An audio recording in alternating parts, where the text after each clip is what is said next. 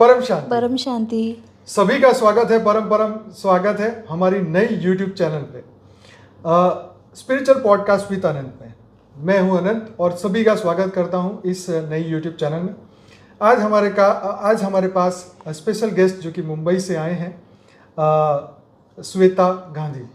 तो आज उनकी जो लाइफ है हम डिस्कस करने वाले हैं, स्पिरिचुअल जर्नी डिस्कस करने वाले हैं। कैसे उनके अंदर एनलाइटमेंट धीरे धीरे आने लगा, कैसे मन बदला, कैसे विचार बदले, क्या जीवन में मुश्किलें अगर उन्होंने फेस की है, कैसे उस मुश्किल से बाहर निकले, क्या वो यूथ को एडवाइस देते हैं, क्या इस दुनिया को किस नज़रिए से बदलता हुआ देखना चाहते हैं, ये सब आज हम इनसे शुरुआत करने वाले हैं। उनकी इंटरेस्टिंग लाइफ की जर्नी हम डिस्कस करने वाले हैं, तो पूरा वीडियो जरूर से देखेगा। तो बताइए जी, आपका बचपन कैसा रहा? बचपन में आप परमात्मा के प्रति क्या सोचते थे? आप भगवान को कैसे? बचपन में तो हमारे घर पे सब कृष्ण भगवान में बहुत मानते थे। अच्छा। हाँ, तो कृष्ण भगवान की सेवा और वो सब घर में दादी भी बहुत करती थी सेवा। ओके। तो श्रीनाथ जी भगवान में बहुत मानते थे। अच्छा। श्रीनाथ जी जाते थे साल में 1-2 बार। तो कृष्ण भगवान में बहुत मानते थे हम लोग। तो भगवान कृष्ण की पूजा बचपन से ही आप करते आए हैं? यस। ओके। तो आपको गीता ज्ञान कब मिला? गीता ज्ञान मुझे यानी आध्यात्मिकता।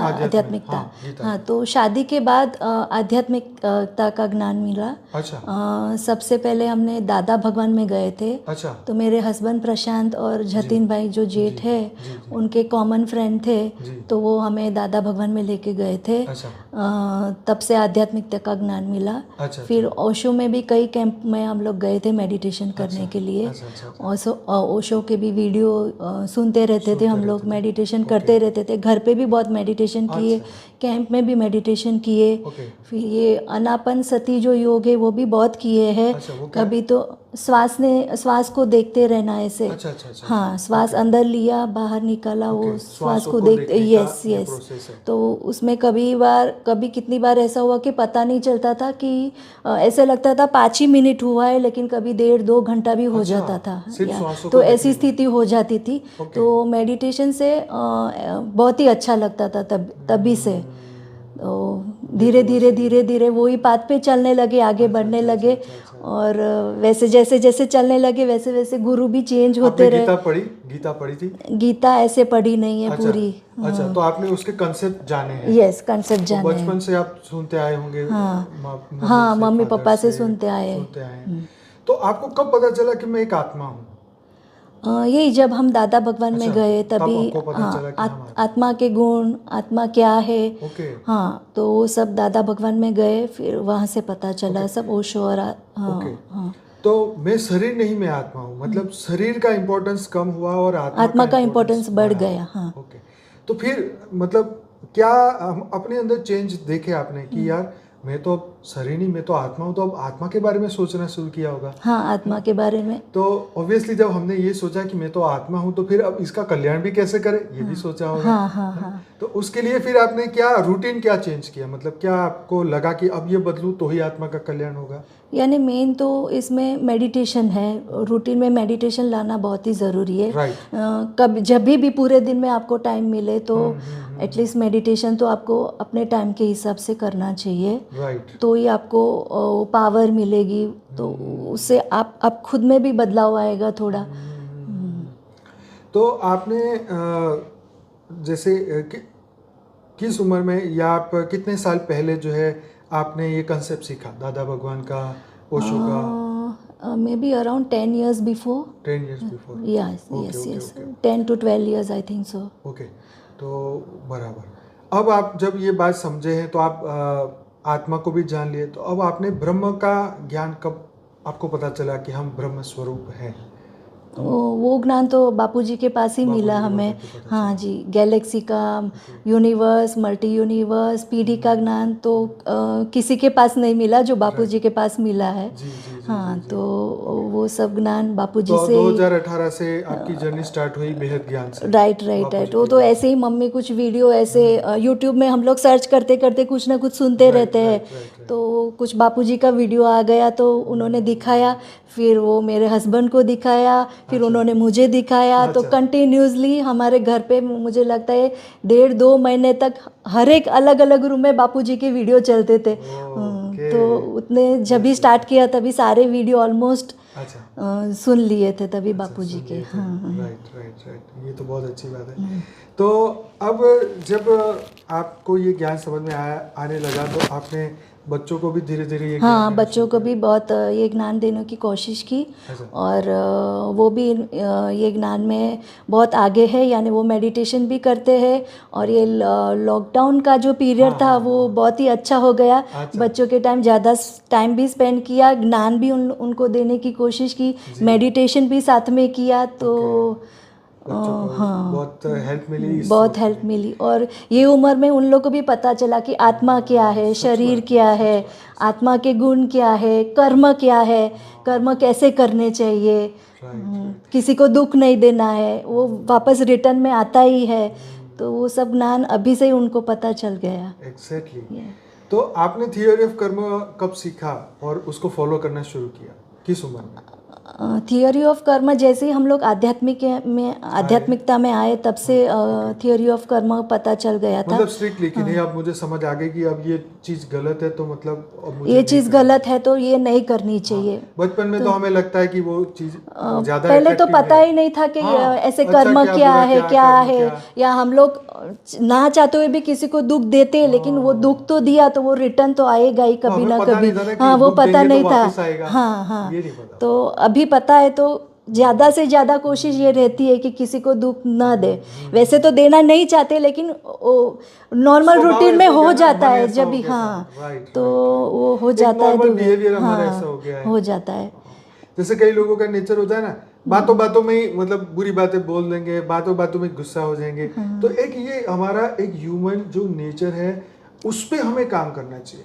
आज उस पे काम नहीं हो रहा है। दुख की बात ये है कि विकार को नहीं विकार समझते, लेकिन ये तो अपने हाथ में ही है, अपने हाथ में है। तो वो पहले हम लोग को फर्म होना चाहिए कि नहीं भाई ये मुझे करना है, मुझे किसी को दुख नहीं देना है, मुझे कर्म बंधन में नहीं आना है, मुझे मुक्त होना है इससे। तो ये इच्छा कब हुई कि मैं मुक्त होना चाहता हूँ या चाहता हूँ? यही जब बापूजी का ज्ञान सुना, और पहले भी थोड़े आध्यात्मिक में तो ऐसे ही लगा था कि अभी वापस रीबर्थ में नहीं आना है। अच्छा, वापस जन्म नहीं लेना है। कब ये अभी सोचा आपने? यही जब आध्यात्मिकता में आए, फिर बापूजी का ज्ञान भी लिया, तभी तो एकदम फर्म हो गए कि भाई अभी हाँ कि अभी जन्म नहीं लेना है, ऐसे कंटिन्यूस रीबर्थ में नहीं आना है, क्योंकि इतने सालों से यही हो रहा है। हम लोग कर्म बंधन में आते आते आते कितने जन्म ले लिए। हाँ, राइट। तो कभी ऐसा लगता है कि जैसे हमारी ये इतनी उम्र बीत गई और हमें ये सब पता ही नहीं था? हाँ, ऐसे लगता है। अगर पहले से पता होता तो शायद हम बेटर कर सकते थे। तो वो जो अपॉर्चुनिटी गई, अब जो समय हमें बचा उसको आगे अपॉर्चुनिटी को हम उसको उठाएं, और अब जो हमें समझ आई है उसको इम्प्लीमेंट करें। वो इम्प्लीमेंटेशन ही बहुत इम्पोर्टेंट है लाइफ में, और वो अपने ऊपर ही है कितना इम्प्लीमेंट करना है, नहीं करना है, कितना फर्म रहना है, वो सब पर्सन के ऊपर ही है कि कितना करना है, ऐसे लाइटली लेना है, कैसे लेना है। कई लोग यानी समझने के बाद भी थिंग्स बहुत लाइटली लेके फिर हाँ। तो जीवन में कभी दुख आया कि अब दुख नहीं आया जीवन में कभी? दुख यानी प्रॉब्लम्स तो हर एक के लाइफ में होते हैं। ऐसे अपसेट मोड भी आया, ऐसा नहीं है कि नहीं आया। तो आप उसको कैसे डील करते हो उससे? वही यानी बापूजी में आने के बाद ये मेडिटेशन एक तो बेस्ट चीज़ है। कभी भी अपसेट होती हूँ या कुछ हो तो बापूजी को, पहले तो बापूजी की याद में ही पूरा दिन रहना ही बहुत इम्पोर्टेंट है। कुछ भी आप कर्म करो उसमें बापूजी को साथ लेके चलो, राइट। तो वो बहुत इम्पोर्टेंट है। तो उससे आपके काम भी कहाँ हो जाते हैं आपको पता नहीं चलता। तो वो ज़्यादा इम्पोर्टेंट है। और फिर कभी भी अपसेट हुआ माइंड या कुछ हुआ, बापूजी को याद किया, 10-15 मिनट ऐसे मेडिटेशन किया, तो लाइटली थोड़ी बापूजी से ऐसे बापूजी का रूप धारण करके, तो ऐसे थोड़ी लाइफ इजी हो गई।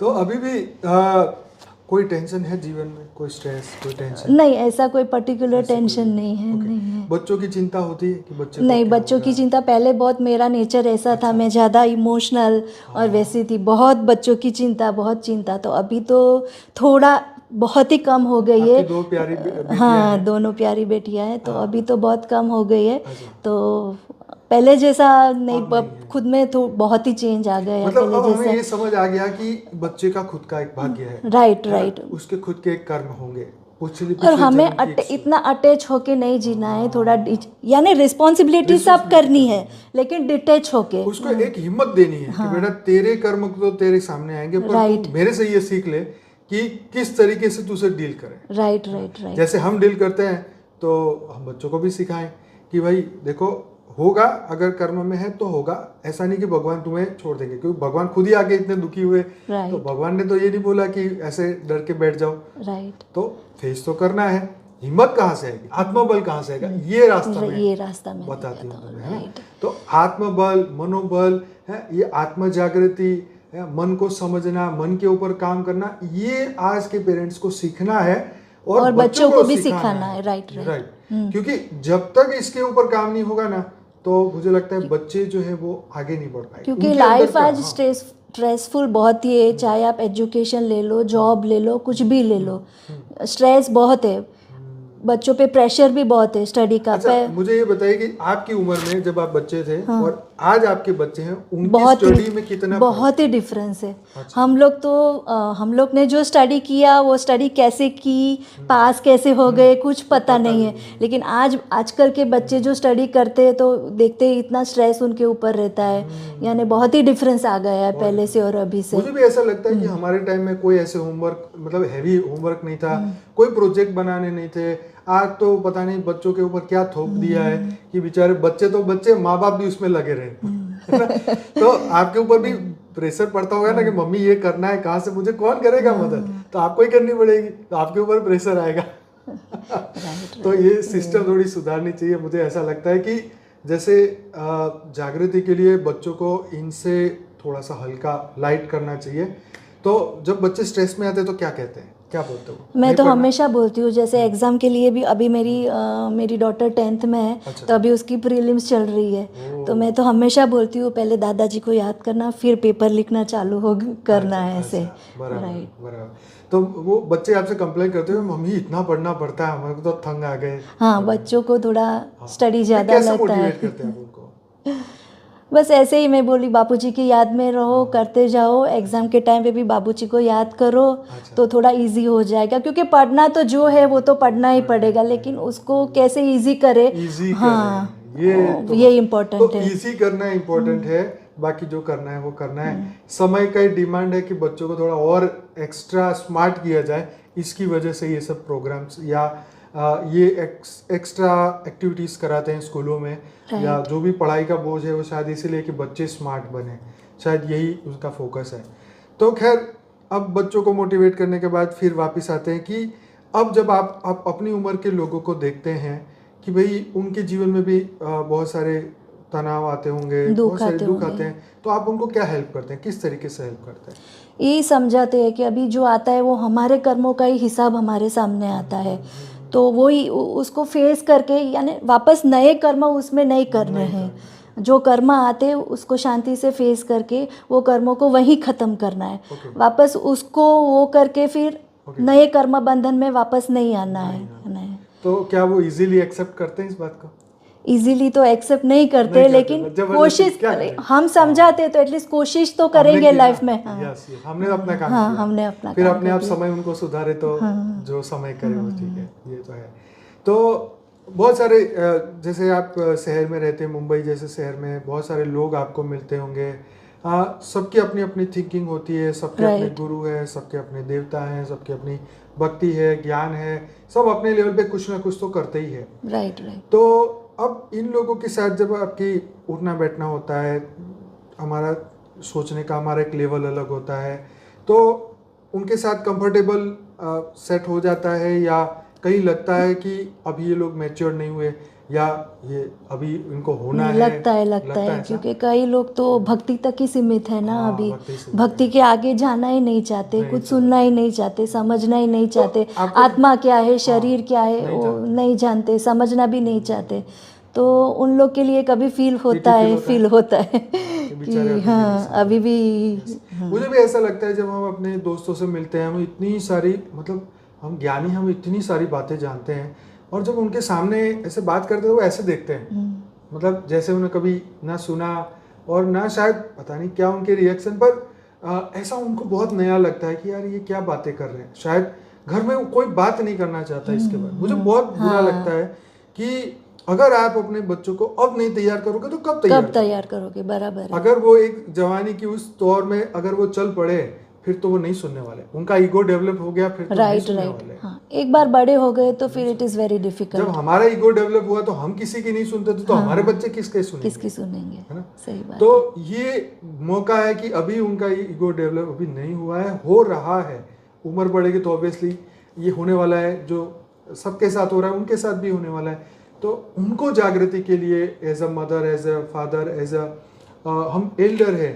वैसे तो अगर ज्ञान मार्ग की बात करें तो हम पूर्वज हैं। हम माँ बाप क्या, हम तो पूरे कितनी दुनिया के पूर्वज होंगे क्या पता, कितनी आत्माओं के हम रचयिता होंगे हम क्या पता। हम एक फैमिली को देख के इस जन्म की 4, 5, 10, 12 लोगों या 15, 20, 50 लोगों के बारे में सोचते हैं। इसे अनंत जन्मों में कितना हमारा क्रिएशन हुआ होगा, कितने माँ बाप, कितने भाई बहन, कितना गुजरा होगा। तो कभी ये सोचते हो तो क्या ऐसे क्या फील आता है? ऐसे कभी ऐसे सोचते हैं कभी बैठ के यार? तो वही तो जब भी पता चला तो बहुत सरप्राइज हुआ कि हम लोग ने कितने जन्म ले लिए होंगे, और कितने जन्म से हम लोग यही कर रहे। और आज भी अगर जन्म मृत्यु के यही चक्कर में आ रहे कितने सालों से। तो अपने मन पे कभी गुस्सा आता है कि ये बदलता नहीं है, सुधरता नहीं है? आता है। फिर क्या इस पे एक्शन लेते हैं आप? कुछ नहीं, ऐसे तो ज्ञान से उसको बदलने की कोशिश करते हैं कि नहीं अब ये नहीं, अब ये करेंगे। हाँ, अब ये करेंगे। मन तो सुधर जा। मैं तो अपने मन को बहुत बोलता हूँ। नहीं, ये तो कंफर्म है कि अभी वापस रीबर्थ नहीं लेना है, ये तो कंफर्म है। अगर इसको इसके साथ जोड़ा जाए, देखो ये बात इसलिए मैंने पूछी, हर एक के मन में कुछ ना कुछ तो होता ही है, ऐसी बात नहीं है। पर हम ये सोचते हैं कि जब मन गड़बड़ करने लगे तो हम ये बोले भाई फंस जाएगा इसमें, है कि नहीं? तो फंसना नहीं है, निकलना है। आखिरी जन्म में निकलना है, तो निकलना है तो फिर छोड़ देना, क्यों पकड़ के रखा है? छोड़ना तो पड़ेगा। माया को भी मत पकड़ के रखो। तो छोड़ना कल है तो फिर आज क्यों नहीं? तो ये चीजें हमें मोटिवेट करती है जीवन में। आपके साथ कभी आपने कोई ऐसी जबरदस्त चीज सीखी जिससे आप जबरदस्त मोटिवेट हुए? मतलब बापूजी के ज्ञान के सिवाय कभी किसी का लेक्चर सुन के कोई ऐसा कंसेप्ट जैसे पुनर्जन्म हो गया, ऐसी कोई कंसेप्ट सुन के लगा कि यार इस पे तो 1 घंटे तक सोच सकते हैं, मतलब हमारे को इस पे सोचना चाहिए, ऐसा कोई बात याद आती है? बापूजी का ज्ञान है। फिर ब्रह्मा कुमारी में भी हमने 5-6 साल पहले कोर्स किया था। अच्छा, तो तभी भी शिवानी जी के वीडियो और बहुत सुने हैं तभी। अच्छा, हाँ, तो तभी भी ऐसा लगा कि भाई हम जो ऐसे संसार में ऐसे गलत कर्म करते हैं, यानी बोलने से भी किसी को दुख देना या कर्म करने से भी दुख करना, वो तो नहीं करना चाहिए। वो तो एटलीस्ट हमारे हाथ में जो हम नहीं कर सकते ऐसा। तो मतलब आपको कर्म की थियरी, आपको ऐसा लगा कि ये मतलब इस पे हमें फोकस करना चाहिए, पक्का करना चाहिए। तो हमें मतलब हमारे इस उम्र के जितने भी यंगस्टर है जो अभी इस जीवन की शुरुआत शायद करेंगे, उनके लिए क्या आपकी एडवाइस है? यही कि ज्ञान में रहो, थोड़ा टाइम मिले तो मेडिटेशन तो एटलीस्ट जो टाइम मिले उसमें एटलीस्ट 20-25 मिनट्स तो मेडिटेशन आई थिंक सो करना चाहिए यूथ को। तो उनकी जो स्ट्रेसफुल लाइफ है उसमें उनको थोड़ा सपोर्ट मिल सकता है, जो आज की स्ट्रेसफुल लाइफ है, और ज्ञान में रहना चाहिए। यस, क्यों देखिए यहाँ पे मैं ये बात ऐड करना चाहूँगा कि जब हम मेडिटेशन करते हैं तो हम कॉन्शियस माइंड से ऊपर चले जाते हैं। जब हम ये कहते हैं कि मैं धीरे धीरे निर्संकल्प हो रहा हूँ, निर्विचार हो रहा हूँ, सभी विचारों को मैं बंद कर रहा हूँ, तो मैं एक कॉन्शियस माइंड के आगे के स्टेप पे पहुँचता हूँ। और वहाँ जाके सब कॉन्शियस माइंड में मेरे थॉट अब जो आने वाले सब कॉन्शियस में पड़े हुए वो आने वाले। वहाँ थॉट बंद नहीं होंगे, सब कॉन्शियस में जो पड़े होंगे वो आएंगे। अब जैसे आपने आंख बंद करी, आपने कॉन्शियसली सोचना बंद कर दिया, कल के बारे में सोचना बंद कर दिया, लेकिन अंदर जो छपा हुआ है अभी भी कॉन्शियस में है वो आएगा। जब वो सामने आएगा तो फिर आपके पास एक ऑप्शन आएगा, अरे इसको भूलो। हाँ। अब हमारे पास ये मौका है कि अब सबकॉन्शियस को भी क्रॉस करके आगे निकल जाए। अब इसमें क्या है कि कॉन्शियस सबकॉन्शियस के इस लेयर से उस लेयर में जाने में किसी को 20 मिनट लगते हैं, किसी को 1 घंटा लगता 1 घंटा है लगता और कोई तो कर ही नहीं सकता क्योंकि शुरुआत उसकी ऐसी है। राइट तो इसलिए जैसे आपने कहा कि श्वासों के ऊपर फोकस कराया जाए, राइट तो घंटों के घंटों निकल जाए। निकल ये जाए। बात सही है कि अगर हम एक फोकस अगर इस पे लगा देते हैं, गीता में भी यही बताया कि श्वासों के ऊपर अगर हम फोकस करते हैं तो हमारा मन जो है कॉन्सेंट्रेट होने लगता है। जैसे किसी को नींद नहीं आती तो आप उल्टी गिनती करो 20, 19, 18, 17, 16, राइट तो क्या है कि कॉन्शियस माइंड के थॉट्स जो है वो कम हो जाएंगे। राइट। तो अब आप ये जर्नी, आप ये लाइफ को जी रहे हैं, अब कोई टेंशन तो है नहीं जीवन में? कोई टेंशन नहीं है, इतनी कुछ इच्छा भी नहीं है, सब लाइफ में ऑलमोस्ट एक्सेप्ट हो गया है। ओके। हाँ, मतलब जितना ज्ञान सुना वो सब नहीं तो life ज्ञान में से पहले लगता था ये क्यों नहीं है, ये बराबर नहीं है, ये बराबर नहीं है, लेकिन 80% एक्सेप्ट हो गया है अभी, हो गया है। ओके। तो अभी कुछ पॉइंट ऐसे हैं जिस पे अभी हमें काम करना है, राइट? हाँ, जो है। बाकी है बाकी राइट। है। तो जीवन मुक्त अवस्था प्राप्त करने के लिए अभी 20% और काम बाकी है। बाकी है। ओके। तो उस पे अभी हमें गोल करना है, फोकस करना है। राइट। तो अभी जीवन का अंतिम गोल आपका क्या है, अंतिम लक्ष्य क्या है? अंतिम लक्ष्य यही है कि वापस रीबर्थ, जन्म मृत्यु के चक्कर में नहीं आना है, मोक्ष की स्थिति में जाना है। राइट। तो वही मेन गोल है। और अभी विश्व तो कल्याण के बारे में? विश्व कल्याण तो करना ही है, वो तो सेवा करनी ही है, परम शांति के वाइब्रेशन भी फैलाने हैं, तो वो तो साथ साथ में करना ही है। तो जब हम विश्व कल्याण की बात करते हैं, विश्व परिवर्तन की बात करते हैं, जब आपने पहली बार विश्व परिवर्तन का कंसेप्ट सुना, तो आपके मन में पहले क्या आया कि ये विश्व कल्याण क्या होता है? ऐसा तो आया होगा ना? हाँ, तो आप क्या सोचते थे परिवर्तन का जब भी बापूजी का सुना, तभी ऐसे लगा कि ऐसे होगा परिवर्तन, अच्छा। सच में ऐसे पॉसिबल है करके ऐसे। तो वो एक पहला क्वेश्चन माइंड में आया था।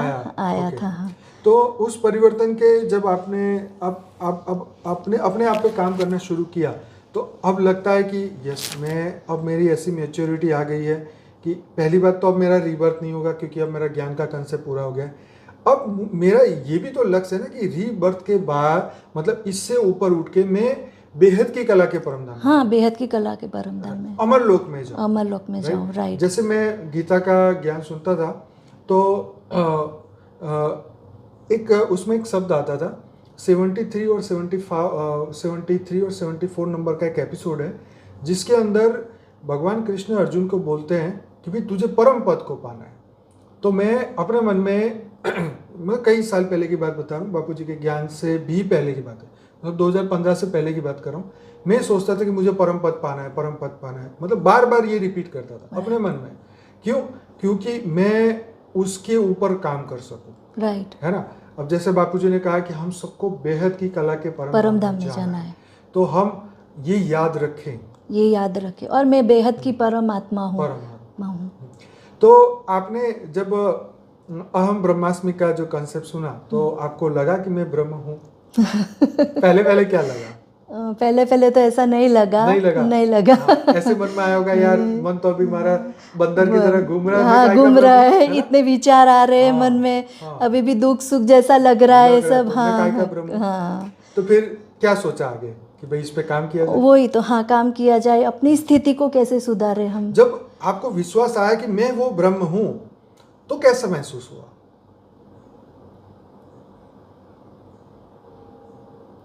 देखो, मैं उसको दूसरी तरीके से समझाऊं। जैसे आज मुझे पता चल जाए कि मेरे पास तो अरबों रुपए की संपत्ति है, अरबों रुपए की एफडीआई है, अरबों रुपए का मेरे पास सब कुछ है, तो हम कैसा फील करेंगे ना कि अरे हम तो इतने ऑलरेडी माला माल है, इतने मालदार लोग हैं, इतने रिच पर्सन है। तो अगर हमें सिर्फ ये एहसास होता है कि मान लो हम करोड़पति में गए और जीत के आ गए और हम 100 करोड़ जीत गए, कितना मस्त हो गया। तो जब हमें ये आइडेंटिटी मिली कि अरे हम तो जीव मान रहे थे, हम तो ब्रह्म स्वरूप है, तो इंसान को एक अलग खुशी मिलती है। तो हमारी पहचान हमारी खुशी है, हमारी पहचान हमारी खुशी। तो जब हमें ये पहचान मिली, तो इस पहचान पे आपको, मतलब आपने सोचा होगा कि यार अब तो मैं उसके समान। हाँ, वही तो, पहले तो पता ही नहीं था कि हम तो देवता स्वरूप थे, हम दिव्य आत्मा थे। पहले हम देवता ही थे, फिर गिर के ऐसे मनुष्य में उसमें आ गए, शरीर में। तो जैसे बीके में समझाया जाता है कि तुम देवता थे, तुम मनुष्य बन गए, अब फिर वापस विनाश होगा और फिर तुम देवता बनोगे। तो फिर मन में कभी आया कि यार फिर देवता बनेंगे?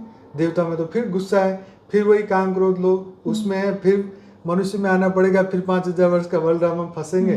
तो ऐसा कभी लगा कि यार इससे तो बाहर निकलना चाहिए? हाँ, बाहर तो निकलना ही है। नहीं है ना? देवता बनना है कि नहीं बनना है? देवता तो बनना है, लेकिन ब्रह्म स्वरूप बनना है ना? हाँ, ब्रह्म स्वरूप क्योंकि वो तो बनना उससे है, ऊपर है ना? ऊपर है। हाँ। क्योंकि देखो हमने केना उपनिषद की चर्चा की थी, आपको याद हो तो हमने इंद्र का एक एपिसोड चर्चा किया था, उसमें बोला था कि देवताओं को भी ब्रह्म ज्ञान नहीं होता। Right right. इंद्र जिसको हम 3 लोक का मालिक कहते हैं, उनको ब्रह्म के बारे में पता ही नहीं है, उनको आत्मा के बारे में नहीं पता नहीं है। उनके गुरु ने बोला कि तू धरती पे जा, प्रजापति के आश्रम में रह, ब्रह्मचर्य का पालन कर और फिर आत्मज्ञान लेके आ। तो विलोचन भी गया, इंद्र भी गया। विलोचन कौन था कि दानवों का हेड था विलोचन। उसके गुरु ने शुक्राचार्य ने बोला भाई तू भी जा, वो इंद्र को बोला तू भी जा। क्यों? क्योंकि तुम दूसरे देवताओं का भला कर सको। और उसको बोला कि तुम और असुरों का भला करो। वो सीख के आया कि मैं आत्मा ही ये शरीर है, तो शरीर को बस खुश करो, कुछ नहीं करो। तो वो विलोचन सीखा कि बस शरीर को खुश करो, कुछ भी करो, शरीर को खुश करो। तो ये उल्टी पट्टी पढ़ के आए वो। और देवता इंद्र ने सीखा, वो इतना सीख के जब जा रहा था तो मन में विचारा कि भाई हाथ पैर कट गए तो आत्मा को तो काट नहीं सकते। तो उसने कहा नहीं, कुछ और मिसिंग है, वापिस जाओ फिर पढ़ के आओ। तो पढ़ाई फिर करी। तो हमारे जीवन में ऐसी चीजें होती है कि जैसे हमने एक कंसेप्ट सीखा, हमने सुना समझा, तो उस कंसेप्ट को जो है हम फिर उसको और उसके अंदर और गहराई में जाते हैं। राइट। कंसेप्ट को और, क्योंकि जब तक गहराई में नहीं जाएंगे तो हमारी समझ और पक्की नहीं होगी। तो उसका एक्सपीरियंस कैसे होगा? नहीं होगा ना। नहीं होगा। तो एक्सपीरियंस तो करना ही है।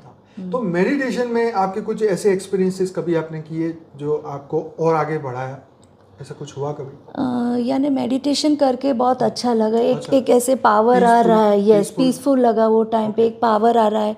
सपोज हम लोग मॉर्निंग में करते हैं तो पूरे दिन में वो एनर्जी हमारे साथ ही रहती है, महसूस होती है। तो वो एक अलग फीलिंग आती है मेडिटेशन के बाद। तो मतलब आपको ऐसा लगता है कि मैं पूरी बदल गई हूँ इस ज्ञान के बाद? यानी ज्ञान के बाद पूरी सोच तो बदल गई है, सोच बदल गई है पूरी। तो वो तो बदल ही, हाँ, तो पूरी बदल गई है तो नहीं बोल सकती, लेकिन 80% मैं अपने खुद पे काम कर रही हूँ कि अपने में बदलाव ला सकूँ, अपने में चेंज ला सकूँ, ऐसा। तो ये बहुत बड़ी बात है कि अगर हम अपने आप पे कुछ काम कर सकें, राइट। हम अपने, क्योंकि जनरली क्या है कि अगर मुझे गुस्सा आता है तो हम उसको विकार नहीं समझते, हम बुरा नहीं मानते कि ये गुस्सा एक गलत चीज़ है, नहीं होना चाहिए, क्यों हुआ, किस लिए हुआ, इसको कैसे रिमूव किया जाए, इसकी क्या उपाय है, कोई ज्ञान है इसके पीछे, क्या ऐसा लॉजिक लगाए कि हमारा गुस्सा जाए। इसके लिए तो हमें तपस्या ही करनी पड़ेगी, और तपस्या का कोई अल्टरनेटिव नहीं है, कोई दवाई नहीं है। कोई भगवान हाथ रखे बेटा कल से नहीं आएगा गुस्सा, ऐसा तो होगा नहीं। भगवान भी ऐसे काम करते नहीं। ब्रह्मा जी ने भी, मुझे लगता है शायद ऐसा वरदान कभी किसी को नहीं दिया कि बेटा कल से तेरे को गुस्सा नहीं आएगा, और कोई ऐसा मिला भी नहीं होगा कि भगवान मेरा गुस्सा खत्म कर। तो ये तो बड़ी, देखो ये बातें, वो तो अपनी स्टेज है, अपनी स्टेज है। तो हम वो स्टेज से पार चले गए तो फिर पता ही नहीं, गुस्सा ही नहीं आएगा या स्ट्रेस भी नहीं लगेगा। तो वो एक ऊपर की स्टेज है। तो वहीं अपने आप के प्रति अवेयर आप कब होने लगे, ये बताइए। अपने आप के प्रति अवेयर कि यस मैं पूरा ऑब्जर्व कर रहा हूँ अपने आप को, ऐसा कब होने लगा? जब ही ये कोर्स किया ब्रह्मा कुमारी में, और ये जो शिवानी जी के वीडियो और सब बहुत सुने। अच्छा। हाँ, तो तभी से ऐसे कोशिश चालू हो गई थी अपने आप में चेंज लाने की। और फिर बापूजी का ज्ञान भी सुना तो वो ज़्यादा और पक्का होने लगा, और पता चलने लगा। राइट। तो आपको ये जब हम सुन रहे थे, ये समझ रहे थे, तो आपने डिसाइड कर लिया कि अब तो मुझे अपने आप को बदलना ही है। आपने तय कर लिया? तो यस, बदलना ही है। किसी को भी दुख नहीं देना है, कैसे भी करना है। राइट। घर में जॉइंट फैमिली है, विचारों का बहुत ही विचार डिफरेंस है, एज गैप है, और बहुत सारी चीजें होती है, जैसे हम सब जानते हैं, हर एक के जीवन में होती है, हर एक के जीवन में होती है। तो इन सभी के बीच में अपने आप को शांत रखना कितना मुश्किल है? मुश्किल तो है, क्योंकि सबके साथ एडजस्टमेंट करके रहना। क्योंकि हम लोग भी घर में 7 जन है, पहले 9 जन थे, अभी 7 जन है। हाँ, तो सबके विचार, सबकी रीत तो बहुत ही अलग है। तो हम लोग एक्सेप्टेंस के साथ कैसे रहे वो सीखना है। राइट। ये बात बहुत जरूरी है, क्योंकि आज जो फैमिली दूर हो रही है ना, उसके पीछे ये कि अंदरूनी प्रेम नहीं है। Right. आत्मिक प्रेम। आत्मिक प्रेम आपने नहीं है। आत्मा के प्रेम के बारे में कभी महसूस किया? आत्मा का प्रेम महसूस किया कभी? देखो ये टॉपिक नया है, अभी हमने कभी छेड़ा नहीं, लेकिन आज बात हो रही है तो आया कि आत्मा का प्रेम आपको जैसे हम अपने हस्बैंड से करते हैं, वाइफ से करते हैं, राइट राइट कि भाई हम जिसको हम लव बोलते हैं, तो एक प्रेम तो हुआ, लेकिन उसकी बुराई में भी हम उससे प्रेम करते हैं। प्रेम करे या राइट। एक ये जवाबदारी इसलिए नहीं कि अब मेरे पास कोई ऑप्शन नहीं है इसलिए मैं उसे प्रेम, पर वो बुराई कर रहा है फिर भी हम उसके प्रति एक प्रेम भावना कर्तव्य रखते भाव हैं। और प्रेम और उसके कल्याण का भाव, यस यस ये है आत्मा का प्रेम। Right right. मतलब सिर्फ हस्बैंड वाइफ की बात नहीं है, ये बच्चे की बात है, माँ बाप की बात है, फ्रेंड्स है, दोस्त कोई भी है, कोई भी है कि उससे हम ये आत्मिक प्रेम रखें। आत्मिक प्रेम प्रेम मतलब हर चीज में उसका कल्याण हो। हर चीज में मान लो कल्याण हो। सडनली किसी का यानी एक्सीडेंट कोई हमें दुख देता है तो भी हमें उनका कल्याण ही देखना चाहिए। कल्याण देखना चाहिए। ये एक अवेयरनेस आनी चाहिए Awareness आनी इसमें, चाहिए। क्योंकि आत्मा का प्रेम जो है ना हमेशा सुखदायी है, और अगर हमारा स्वार्थ से है तो दुखदायी है, जैसे सभी जानते हैं। पर आत्मा का प्रेम करेंगे ना तो हमारी आशाएं खत्म हो जाएगी, राइट। और आशाएं खत्म हो गई तो दुख का जड़ें खत्म हो जाएगी। है ना? तो ये आपके लिए सबसे बड़ा दुख क्या है? वैसे तो ऐसा कोई ऐसा बड़ा दुख तो है नहीं जो दुख नहीं है, पर ऐसा लगता है ना कि मेरे मन का दुख क्या है। तो जैसे मुझे लगता है कि मेरे मन का दुख जो है शायद कुछ फैमिली को लेके हो सकता है, या हमें दुनिया को देख के हो सकता है कि यार पता नहीं ये कब दुनिया सुधरेगी। तो दुनिया के लिए लगता है कि अभी भी कई लोग ये ज्ञान नहीं है, अभी भी भक्ति मार्ग में ही चल रहे हैं, तो ये ज्ञान होना बहुत ही इम्पोर्टेंट है। कई बार ऐसा लगता है कि ये लोग बेचारे भीख मांग रहे हैं और मांगते मांगते एक दिन मर जाएंगे, फिर नया जन्म होगा, फिर मांगेंगे। वही जन्म मरण के चक्कर में ही आते रहेंगे। अगर नहीं समझेंगे तो कि भाई ऐसा है, आत्मा का ज्ञान नहीं होगा तो फिर अब उनको कौन समझाएगा? ये भी तो ये भी चैलेंज है। अब हम गाड़ी से उतर के या कहीं भी जाके उनको बोले भाई आप आत्मा को जानते हो, तो ऑब्वियसली उसका रिएक्शन उनका एक्सेप्ट, उनको शायद पता ही नहीं कि व्हाट इज आत्मा। आत्मा क्या है वही पता ही नहीं है ना, पता ही नहीं है। मतलब ये मैं यहाँ पे ये चर्चा करने का मकसद ये है कि हम गीता ज्ञान को फैलाएं। ये बेसिक लेवल का ज्ञान है, राइट? गीता ज्ञान जो है बेसिक लेवल, राइट। और हर अगर इंसान को ये हो गया ना बेसिक एक छोटी सी उम्र में, तो उसकी अवेयरनेस बहुत जल्दी जागृत हो जाएगी अपने प्रति, अपने अपनों लोगों के प्रति और एक विश्व के प्रति। मतलब एक आदमी अगर वो स्पिरिचुअल है ना तो वो कभी दुनिया के विनाश की बात नहीं कर सकता, किसी के विनाश की बात नहीं कर सकता, किसी को दुख को बढ़ाएगा नहीं बढ़ाएगा, अपना खर्च करके उसको सुखी करने की कोशिश करेगा, लेकिन दुख नहीं बढ़ाएगा, दुख के वाइब्रेशन पैदा नहीं करेगा। आप सोचो अगर दुख के वाइब्रेशन इस दुनिया में ना हो तो कितना मजा है। सोच के कई बार ऐसे बैठे बैठे अकेले बंदे करेगा तो सकते ही, तो सोचते हैं तो हमारे दिमाग में आता है कि यार स्वर्ग में कितना मजा आता होगा ना। तो ये स्वर्ग क्यों चला गया, वो तो हमें सब पता चल गया जब ज्ञान सुना। तो स्वर्ग में कितना आनंद होता होगा। मतलब ऐसे कई बार लगता है कि अभी मेरे पता नहीं किससे बात हो रही थी, तो वो बोल रहे थे शायद पता नहीं इंटरव्यू में कौन था, मैं भूल गया नाम, लेकिन वो बोले कि यार भगवान को एटलीस्ट हमें उड़ने की शक्ति तो दे कि हम यहाँ से ऐसे पैदल ना चलना पड़े, उड़ के यहाँ से वहां चले जाए, वहां से यहाँ चले जाए। अब पता नहीं ये इंटरव्यू में था या किसी से बात हो रही थी। खैर ऐसा दिमाग में हमारे भी आता था, हम छोटे थे, यार हमारे से अच्छे कबूतर है बेचारे उड़ के जाते हैं, हम लोग तो कहीं उड़ ही नहीं सकते। तो ये भी एक अज्ञान की बात है, एक मजे की बात है। लेकिन देखो देवताओं के पास वो शरीर था, वो उड़ के 3 लोक में कहीं भी जा सकते थे। आज अगर हमारे पास आ जाए तो हम भी यार ये तो बहुत अच्छी बात होगी, पैर भी ना दुखे और हम जहाँ। लेकिन देखो जितनी ज्यादा फैसिलिटी ना इतना मन भटकने के चांसेस है। अब सोचो, राइट। सीधा साधा बंदा जिसके पास पैसे नहीं है वो सिर्फ दाल रोटी के बारे में सोचेगा, और जिसके पास कोरी चेकबुक माँ बाप ने दी है तो वो तो क्या सोचेगा, सेटिस्फेक्शन ही नहीं है लाइफ, वो कहाँ पहुंचेगा, उसका मन उसे कहाँ ले जाएगा, मुझे बताओ। राइट। आपको सडनली बोले कि लो जी 1000 करोड़ का चेक और 1 हफ्ते में फिनिश करो, तो आपके मन की क्या हालत है, क्या अवस्था अलग हो जाएगी पूरी। आपकी दिन रात क्या सोचोगे उसके बाद। जैसे वो एक पिक्चर आया था ना नसरुद्दीन का, आपको याद होगा कि उसकी कुछ उसके विल में उसके दादा कुछ पैसा छोड़ के गए थे, तो वो पैसा उसको दान नहीं करना, कुछ कंडीशन के साथ में उसको खत्म करना है। तो वो फिर उसका मन, मतलब अगर उसके मन को देखें तो गजब।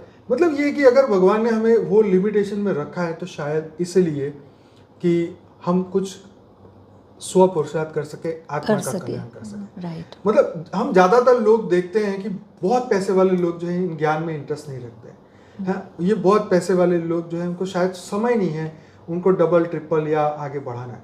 लेकिन सब नहीं होते, कुछ परसेंट तो ऐसे हैं कि बहुत पैसे वाले लोग भी आपने देखे 10-10 हजार करोड़ रुपए छोड़ के साधु संत बन जाते हैं। कई लोग जो हैं वो बचपन में संन्यास लेने लग जाते हैं। Right. तो कारण यही है कि एक अवेयरनेस, एक जागृति भीतर आ जाती जरूरी है। तो ऐसा कभी लगता है कि सब छोड़ छाड़ के बस अब ध्यान योग में बैठ जाए बस, और कुछ ऐसा लगता है कभी? ऐसा लगता है, लेकिन अभी तो रिस्पॉन्सिबिलिटी भी है, तो दोनों साथ में करना है। तो ये दुनिया को देख के ऐसा लगता है कि इनके लिए हमें कुछ योग करना चाहिए कि यार इनको भी शांति मिले, लोग हाँ, सुखी वो हो। तो 100% लगता है। ना? हाँ, तो ये 100% अवेयरनेस है कि हम अगर ये बात सोच रहे हैं तो हम एक जागृत है। क्योंकि अभी दुख भी इतना बढ़ गया है ना, तो बापूजी भी वही कि तो दुख इतना बढ़ गया है, इसीलिए तो परिवर्तन का भी सच्ची बात है, सच। तो दुख बढ़ गया है तभी तो हमें जीवन में दुख आता है, तभी तो पता चलता है कि हम नए अच्छे कर्म करें, नहीं तो इंसान करेगा ही क्यों। अब जीवन में सिर्फ मजे ही मजे है तो भगवान को कौन याद करेगा। हाँ, दुख आएगा तो ही आध्यात्मिकता आएगी जीवन में। मैंने भी देखा जितने भी लोग हमें शुरू में कॉल करते थे तो लाइफ आफ्टर डेथ देख के करते थे। तो उनके जीवन में कोई एक्सपायर हो गया तो फिर अब सोच चलने लगी अब उनकी आत्मा कहाँ चली गई। राइट। क्या हमारे रिलेटिव में भी मतलब किसी के यहाँ डेथ हुई तो अब जाके वो परम शांति बोलेंगे। पहले बोलने में दर्द होता था लेकिन अब बोलेंगे कि हाँ परम शांति। मतलब अब सोचना शुरू कर दिया कि यार ये भी एक अवस्था है, ये भी एक एनर्जी है, ये एनर्जी, ये शब्द हमें जीवन में उतारना है, समझना है।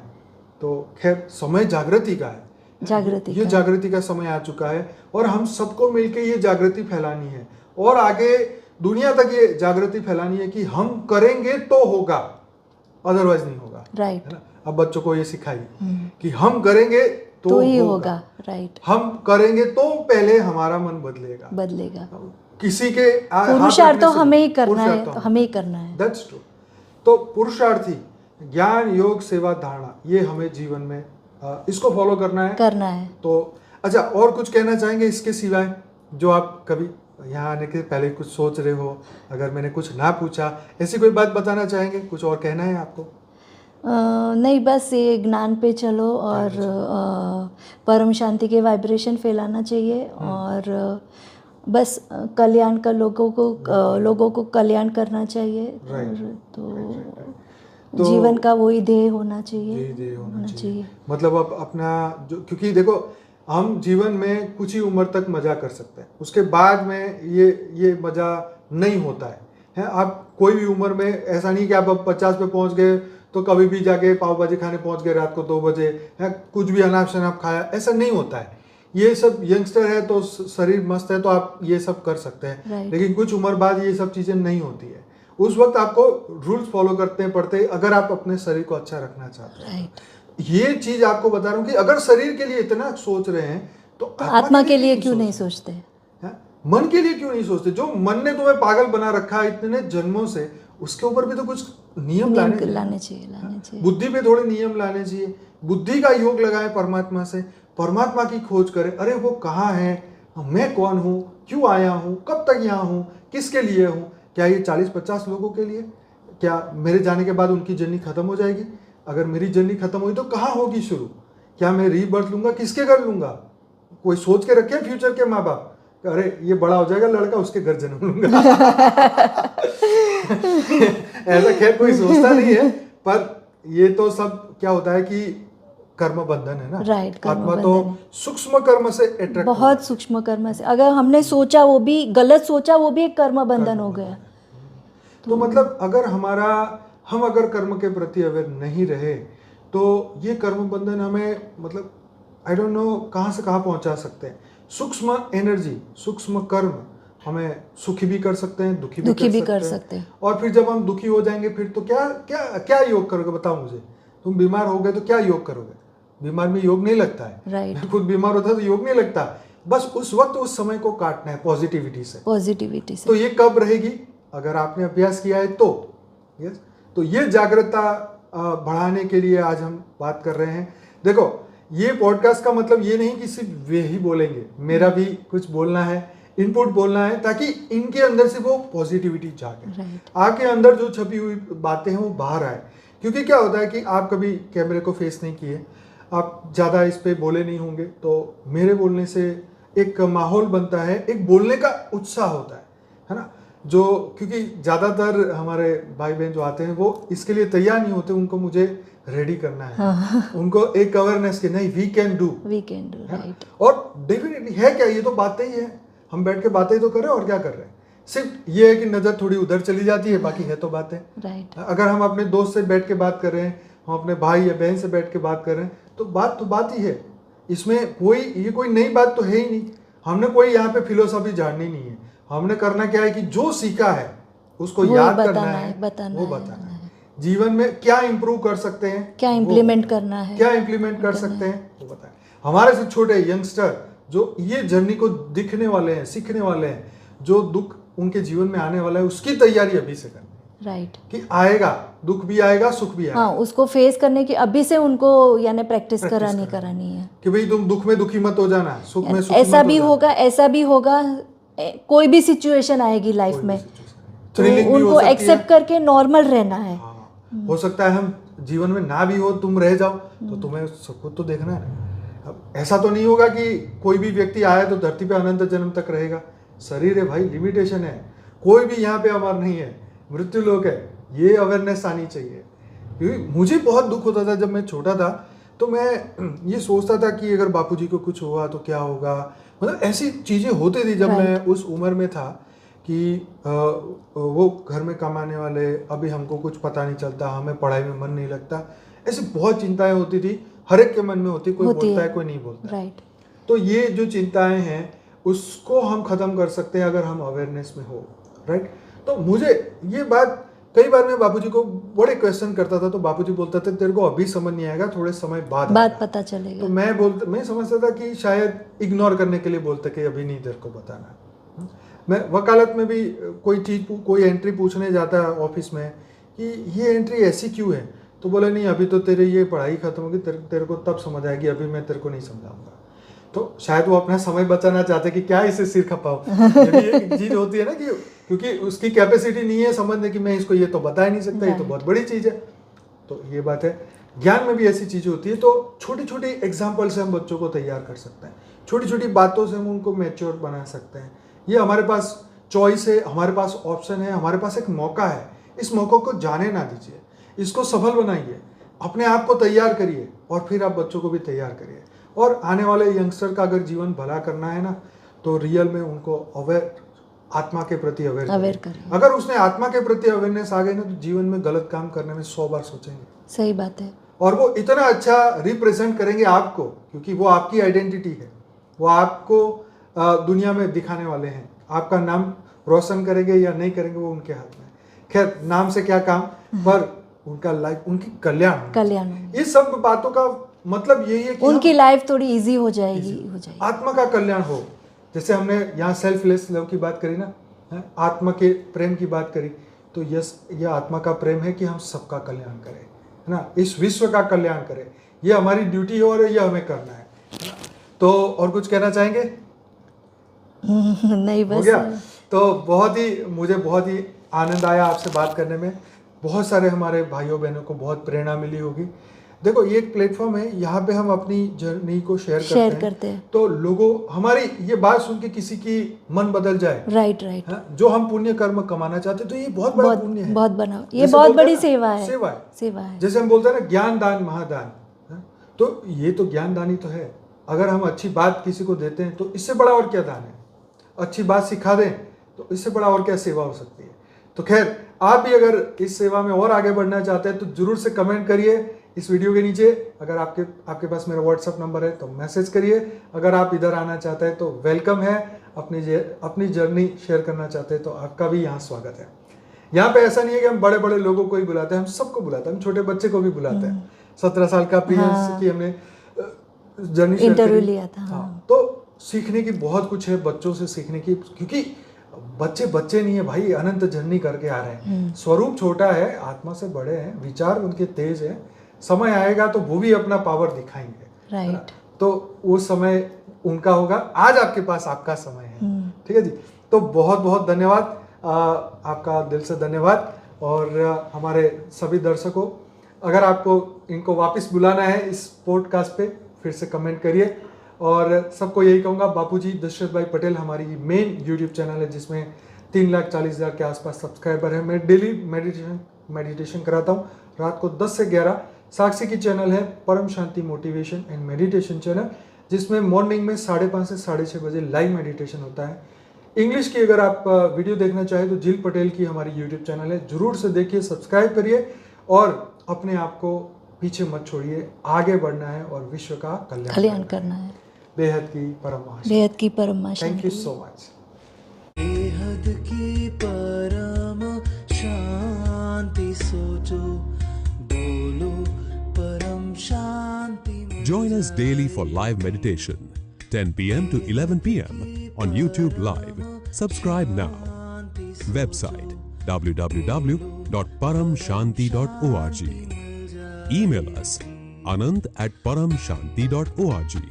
Like, share, subscribe. Join today. बेहद की